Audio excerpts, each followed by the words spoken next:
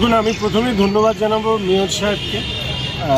উনি এত বড় একটা পদক্ষেপ নিয়েছেন যে শিলিগুড়ি শহরের বিভিন্ন খাবার দোকানে খাবারের কোয়ালিটি ইত্যাদি সেখানকার পরিবেশ দেখবার জন্য।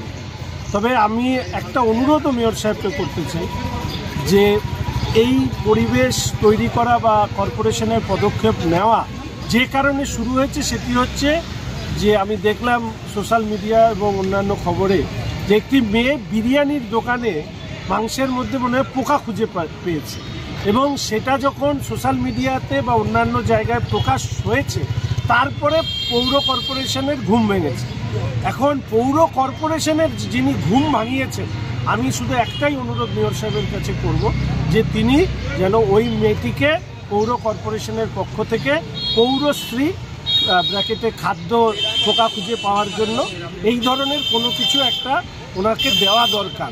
আমি নিশ্চিত ওই মেয়েটি যদি পোকা না খুঁজে পেত, সেটা যদি সোশ্যাল মিডিয়ায় প্রচার না হতো, তাহলে কিছুতেই এই কর্পোরেশন বা তার ফুড কন্ট্রোল, ফুড সেফটি ইত্যাদি দেখার ক্ষেত্রে অন্যান্য দপ্তর তাদের ঘুম ভাঙত না।